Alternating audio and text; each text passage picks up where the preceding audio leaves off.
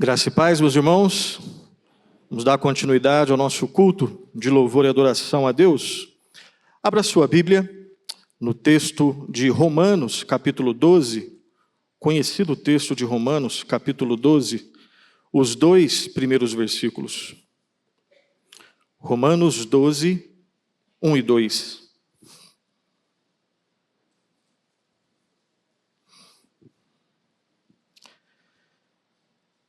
Romanos, capítulo 12, versículos 1 e 2. Vamos ler todos juntos, mesmo assentados, mas com reverência à palavra de Deus. Vamos ler? Vamos lá? Rogo-vos, pois, irmãos, pelas misericórdias de Deus, que apresenteis o vosso corpo por sacrifício vivo, santo e agradável a Deus, que é o vosso culto racional. E não vos conformeis com este século, mas transformai-vos pela renovação da vossa mente, para que experimenteis qual seja a boa, agradável e perfeita vontade de Deus. Amém. Feche os seus olhos, vamos orar mais uma vez.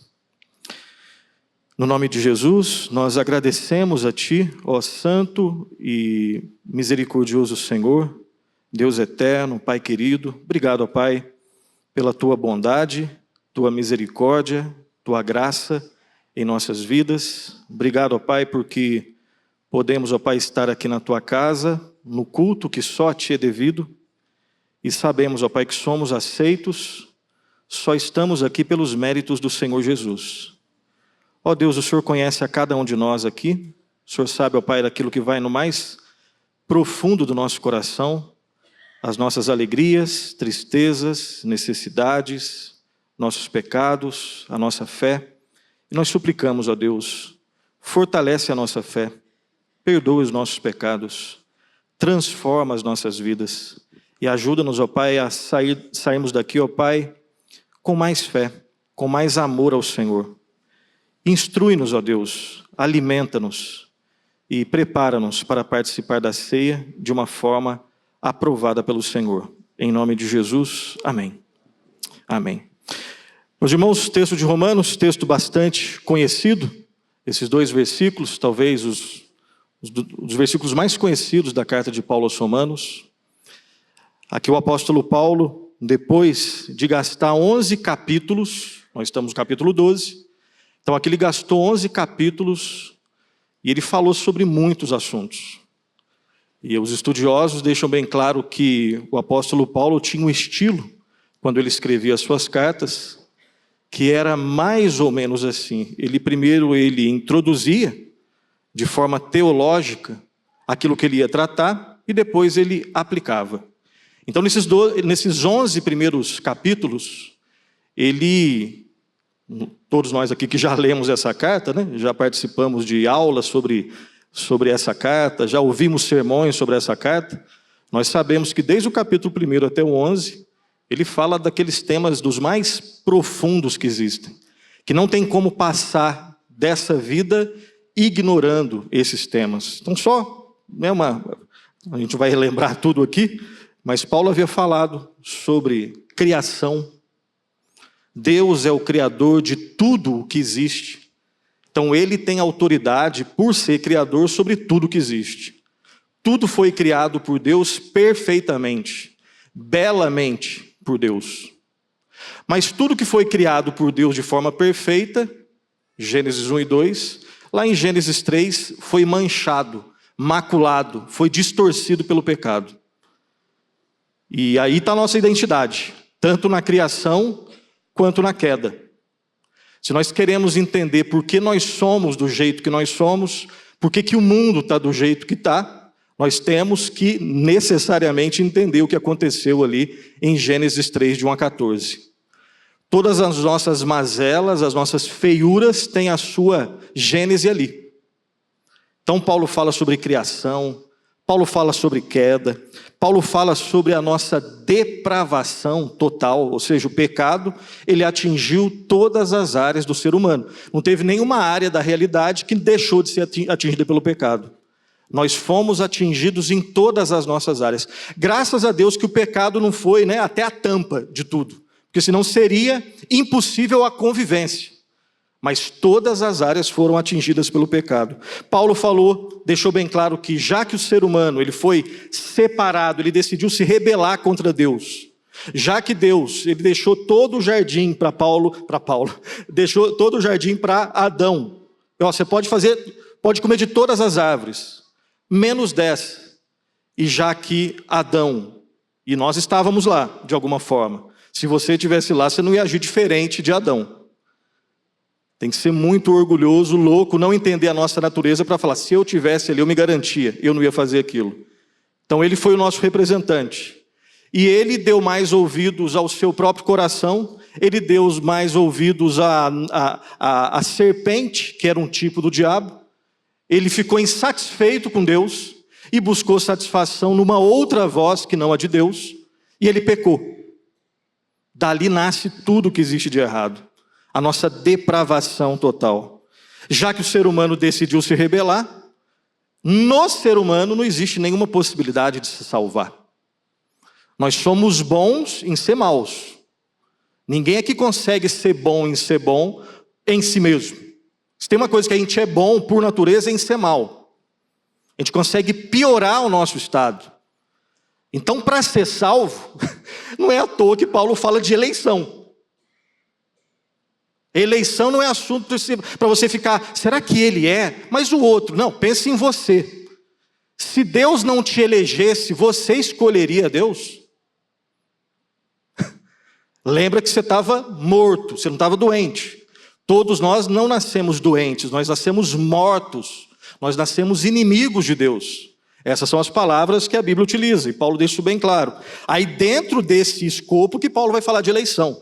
Já que está todo mundo morto, como que é possível o ser humano ser salvo? Não é ele buscando a Deus. Não é ele levantando a mão e querendo segurar na mão de Deus. Porque nós éramos inimigos. É Deus indo até o ser humano perdido, transformando a sua vida, mudando redentoramente as suas disposições, de inimizade para amizade, de ódio para amor, de rebelião para adoração. E aí sim, Deus vai lá no profundo, lá nas profundezas, e aí tira o homem da lama do pecado. Isso é graça. Paulo fala sobre a graça. Nós somos justificados pela graça, mediante a fé. Não é fé na fé, não é fé no homem, não é fé na vida, é fé em Cristo. Se não for a graça, nós estamos totalmente perdidos. Então Paulo trata sobre todos esses assuntos.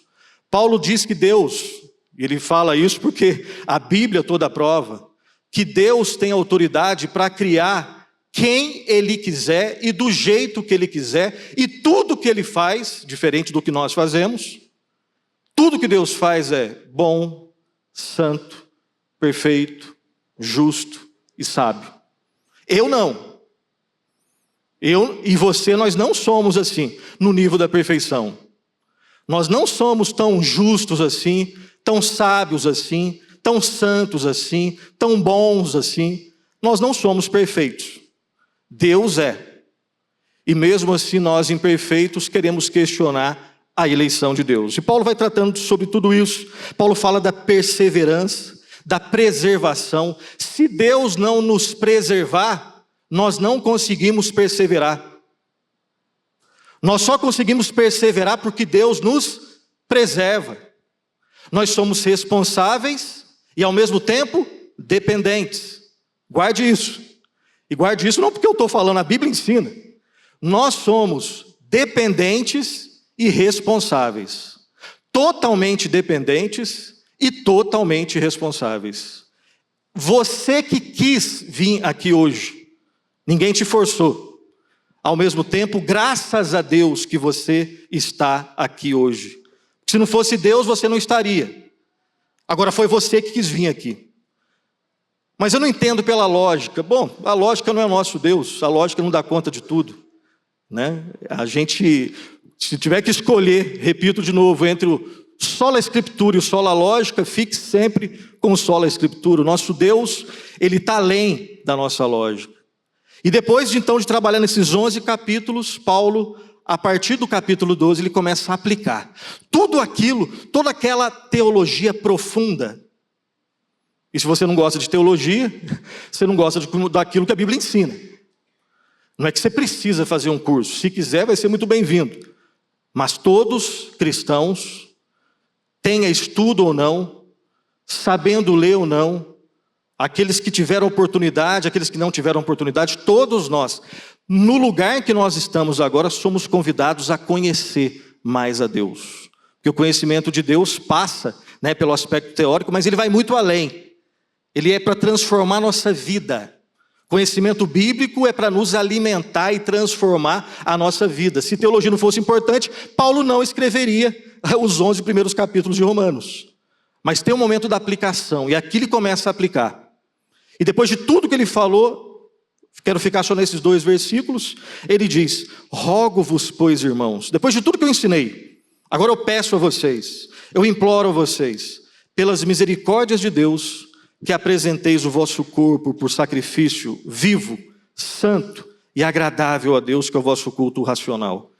E não vos conformeis com este século, mas transformai-vos pela renovação da vossa mente, para que experimenteis qual seja a boa, agradável e perfeita vontade de Deus. Quero destacar somente 3 princípios aqui da vida cristã. E o primeiro princípio da vida cristã que nós vemos nesse texto é Paulo, quando Paulo nos ensina sobre o motivo do viver cristão. Por que eu devo ser cristão? O cristão, ele tem um motivo, ele não é cristão aleatoriamente. Não existe acaso num universo governado por um Deus soberano. Tudo que acontece tem algum tipo de propósito. Pode ser que a gente não saiba, ok? Mas nada, não existe aleatoriedade num mundo que foi criado por um Deus que sabe de tudo, que governa tudo, que tem poder sobre tudo. Ele tem poder e domina sobre o macro e sobre o micro. E Paulo aqui nos ensina sobre o motivo do viver cristão. Lá no versículo 1, quando ele diz assim: rogo-vos, pois, irmãos, pelas misericórdias de Deus. E o X da questão aqui é a expressão misericórdia de Deus. Se não fosse Deus ser misericordioso comigo e com você, impossível ser perdoado, impossível ser salvo, impossível fazer parte do povo de Deus. Se eu estou desanimado com a vida cristã, se eu ando meio frio, eu até venho à igreja, mas já não tenho tanta alegria assim. Eu venho porque fui escalado para fazer alguma coisa. E aí tem uma coisa interessante, né? É possível estar na igreja, é possível fazer coisas na igreja, é possível ser um ativista na igreja e estar frio espiritualmente. É possível? É claro que é possível. Eu sei disso e você sabe disso. Agora, o contrário não é verdadeiro, tá? Não é possível estar em comunhão com Deus e longe da igreja. Isso não é possível. Ter comunhão com Deus, dizer que eu amo o noivo e desprezar a noiva, não é possível. Mas é possível estar na igreja, ter funções na igreja, inclusive pregar, inclusive ser pastor, e de repente ter alguns momentos de frieza e de distanciamento. É possível? É óbvio que é possível. A Bíblia ensina isso. Todos nós corremos esse risco. E para que a coisa de novo comece a se alinhar, rogo-vos, pois, irmãos, pelas misericórdias de Deus. Lembre-se quem você era, lembre-se o que Deus fez na cruz. Misericórdia, nunca é demais lembrar, é o coração, córdia, é o coração de Deus voltado para a nossa miséria. É quando Deus, no seu coração, se move, olha pessoas miseráveis como eu e você, e Ele não nos trata segundo nós merecemos. Pelo nosso pecado, pela nossa sujeira, pela nossa infidelidade, pelo nosso egoísmo, pela nossa inveja, E por todos os outros pecados, o que nós merecemos? É ser condenado, obviamente. Mas Deus volta o seu coração para a nossa miséria e não nos trata segundo nós merecemos. Ele é misericordioso. Ele nos perdoa. Não uma vez, não duas vezes. Imagina só se Deus estabelecesse: eu te perdoo no máximo 70 vezes. Quem aqui estaria salvo ainda? Deus nos perdoa. Deus, ele resgata o seu povo, faz uma aliança com o seu povo, e ele nunca vai abandonar essa aliança. O motivo do viver cristão são as misericórdias de Deus. O fato de que, apesar de nós, Deus nos ama. Deus nos perdoa. Ele nos trata de uma forma que nós não merecemos. Só acredita em mérito humano quem não conhece o padrão divino. O padrão divino é perfeição. Quem consegue bater no peito e fala assim, ó, eu consigo? Só um louco diria uma coisa dessa. Então Paulo, ele ensina todos os assuntos fundamentais e agora ele vai aplicar. Lembre-se da misericórdia de Deus. Apesar de mim, de você, apesar de nós, Deus é um Deus justo. É tão justo que para salvar seres como nós, um justo teve que ser cravado na cruz. Mas ele também é misericordioso. O motivo do viver cristão, as misericórdias do Senhor. Segundo lugar, a natureza do viver cristão. A vida cristã, o viver cristão, tem um jeito diferente. Tem um fundamento diferente, tem uma natureza diferente. Versículo 1, a parte B, diz assim: que apresenteis o vosso corpo por sacrifício vivo, santo e agradável a Deus, que é o vosso culto racional. Não vai dar para falar de tudo, mas eu quero destacar aqui que a natureza do viver, se o motivo são as misericórdias, qual que é o motivo de você ser cristão? É porque Deus foi misericordioso comigo. Deus não me tratou da forma como eu merecia. Não sou eu que tenho mérito. Ele é que tem mérito. Agora, qual que é a natureza da vida cristã? O texto nos traz a ideia de integralidade. A vida cristã não é para ser uma vida 90% consagrada a Deus e 10% aí você meio que cria do seu jeito. Paulo fala aqui que nós devemos apresentar o nosso corpo, a nossa vida toda, por sacrifício vivo, santo e agradável a Deus. Aqui Paulo está remetendo àqueles sacrifícios que existiam lá no Antigo Testamento, só que lá com um detalhe. O animal, ele era imolado, era morto e depois de morto era oferecido. Sempre era assim. Ele tinha que cumprir algumas características, e isso deve ser bastante contracultural, né? Numa sociedade que diviniza animais, falar em sacrifício de animal, né? Inclusive a gente vive numa sociedade que, se falar de morte de animal, né, você é preso, às vezes literalmente. Mas é a mesma sociedade que zomba do sacrifício de Jesus Cristo. A mesma sociedade que diviniza animal, é a mesma sociedade que cospe na maior prova de amor que jamais existiu. E ao mesmo tempo, obviamente, né, como um estudioso do século retrasado falava, onde existe idolatria de animal, existe sacrifício humano. As leis pró-aborto não me deixam mentir. Sempre é assim. Se existe idolatria de animal, existe sacrifício humano. E um desprezo em relação ao sacrifício do Senhor Jesus Cristo. E se alguém aqui vê nas minhas palavras um ataque aos animais, não está entendendo nada. Porque o animal não tem nada a ver com isso. é o ser humano. Inclusive o animal não consegue fazer isso, né? Tamanha crueldade. É o ser humano que consegue criar uma narrativa onde um animal é idolatrado. O ser humano é que consegue fazer isso. O ser humano que foi criado para adorar a Deus, e essa é uma experiência libertadora, é o mesmo ser humano que em algumas culturas idolatra um animal. E essa é uma experiência escravizadora. O pecado causa isso, entre outras coisas.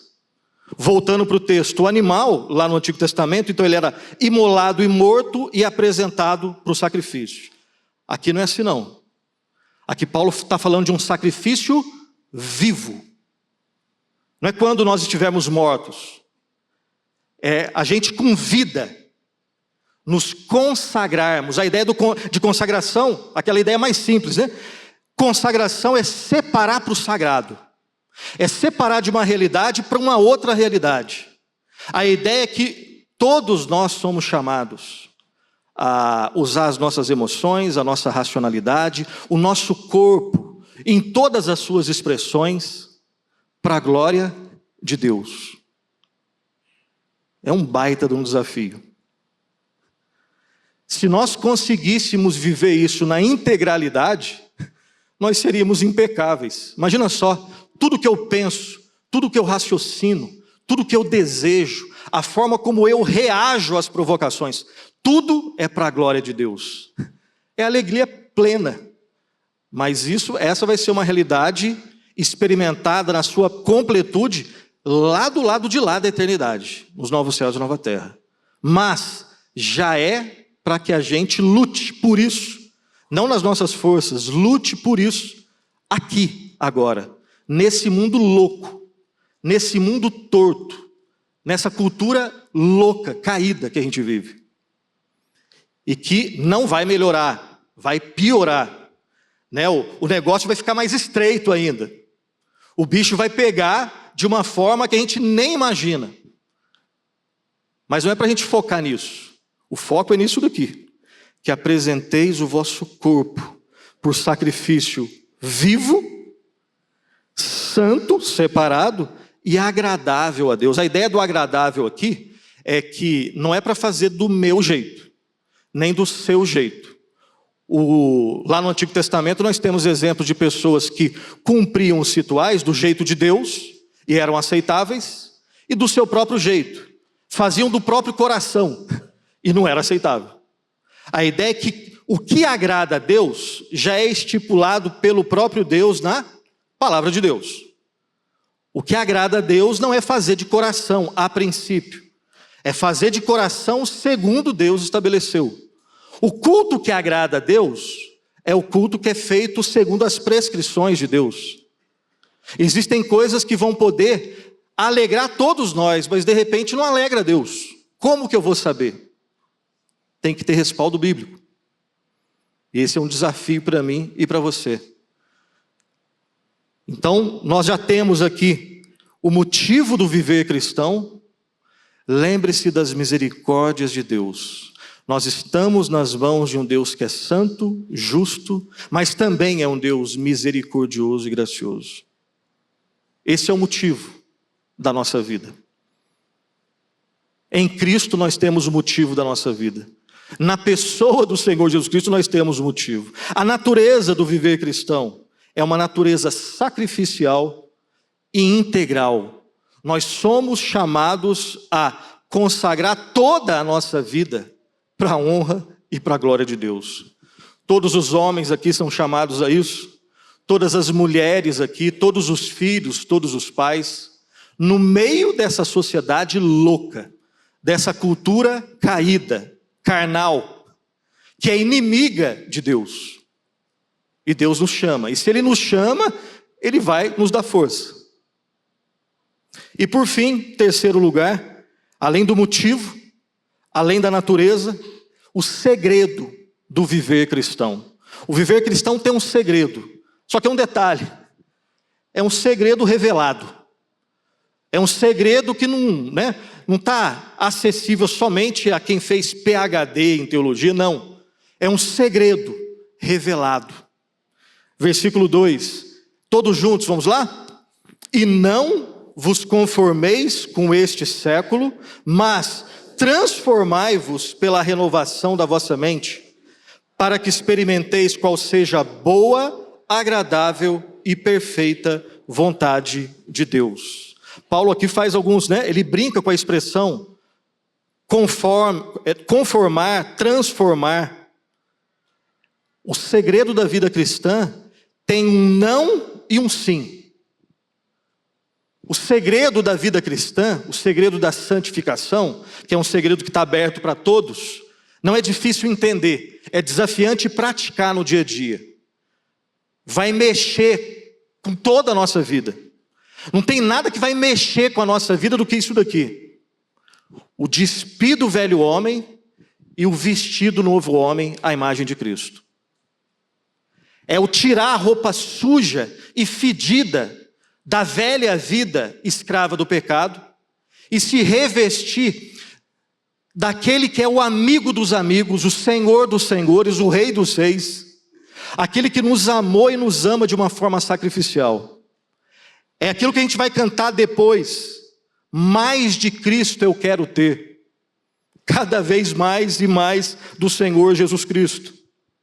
Você vai ser um homem e uma mulher mais confiável, mais humilde, mais amoroso. Você vai ser um homem e uma mulher de Deus que vai fazer diferença no mundo, a começar na sua família, que vai ter força para lutar contra os pecados que nos assediam todos os dias, quando nós tivermos cada vez mais de Cristo. Mais perto de Cristo, mais poder. E poder aqui sem nenhum tipo de mensagem triunfalista.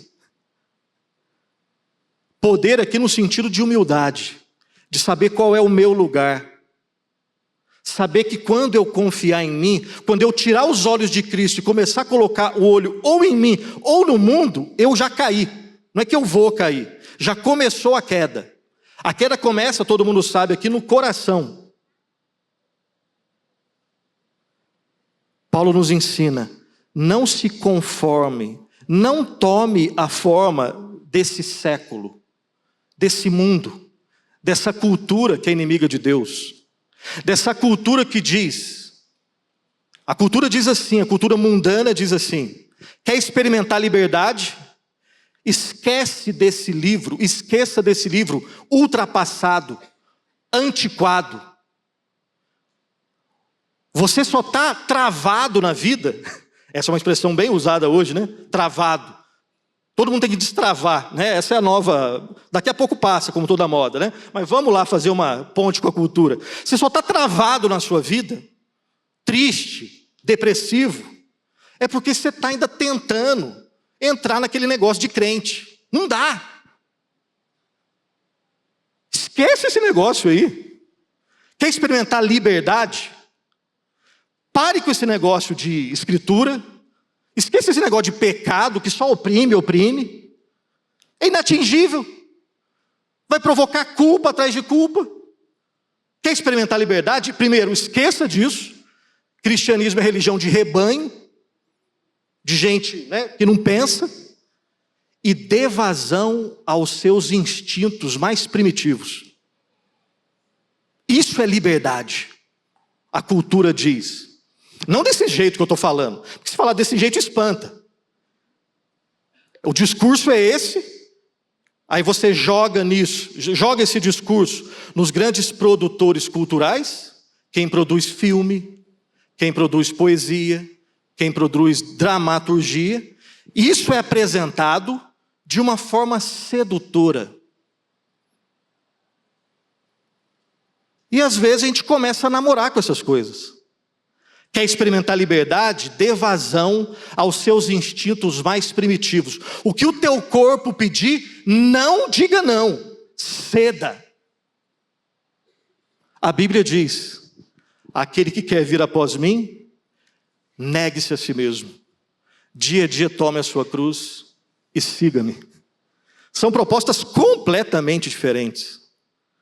Ouça a voz do seu coração. Isso não está na Bíblia, porque a Bíblia diz que o nosso coração é desesperadamente corrupto.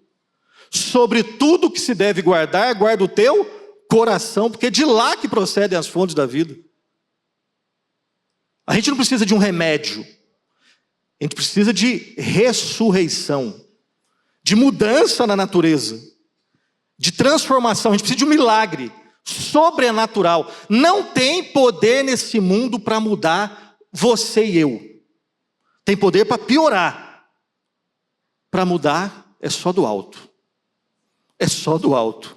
É só de Deus. E Paulo está trazendo essas ideias. Não se conforme com esse século, mas transformai-vos pela renovação da vossa mente. E mente aqui não é só o aspecto racional, não. Mente aqui é mente e coração. Mente é o que você pensa, o que você ama, o que você odeia. Mente aqui são os seus sentimentos, a sua racionalidade e a sua volição, as suas escolhas. É o homem no núcleo do seu ser. Sobre tudo que se deve guardar, guarda o coração. Aqui é coração. No modo hebraico de pensar, mente e coração é a mesma coisa, basicamente. Não se conforme com esse século, transformai-vos pela renovação da vossa mente. Para quê? Qual que é o propósito? Se tem alguém que se preocupa com a nossa felicidade, é Deus. Com a nossa alegria, é Deus. Mas lembre-se daquilo. Passe a sua vida toda buscando alegria que você nunca vai conseguir. Busque a Deus, que a alegria vem como um presente. Viva a sua vida. Qual que é o seu objetivo na vida? Buscar alegria. Vai cansar e nunca vai conseguir. Eu sei disso na experiência, você sabe disso. E a Bíblia deixa isso bem claro. Busque alegria, nunca vai conseguir.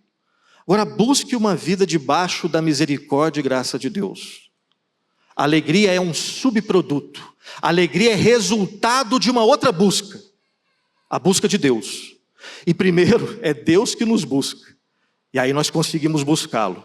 E a alegria vem como resultado disso.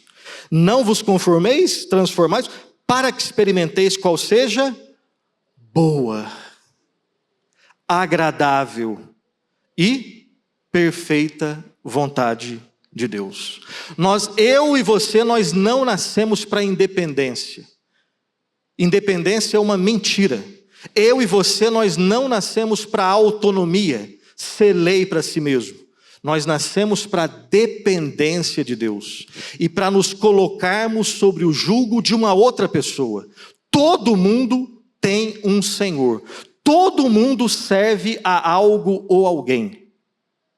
Você pode ter consciência disso ou não. Um puritano de séculos atrás dizia: todos os homens, mulheres, que pisaram nesse mundo, que estão agora e que ainda vão pisar nesse mundo, ou estão pendurados no primeiro Adão, ou no segundo Adão, Jesus Cristo. Não existe uma terceira possibilidade. E se eu estou no primeiro Adão, eu estou pendurado em mim mesmo. E eu não suporto a mim mesmo. Eu não consigo suportar os dramas da vida. Não dá. É por isso que a gente sempre crê em algo ou alguém. Se não é Deus, é no outro ídolo.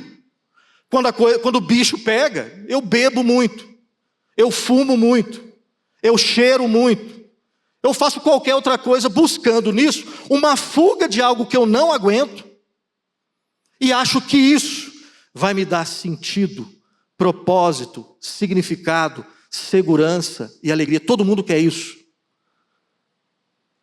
Mas nada nesse mundo vai me dar isso. Quem me dá sentido, propósito, segurança, alegria é Deus. Quem me criou e quem nos ama tanto a ponto de enviar o seu filho para morrer por gente como eu e você.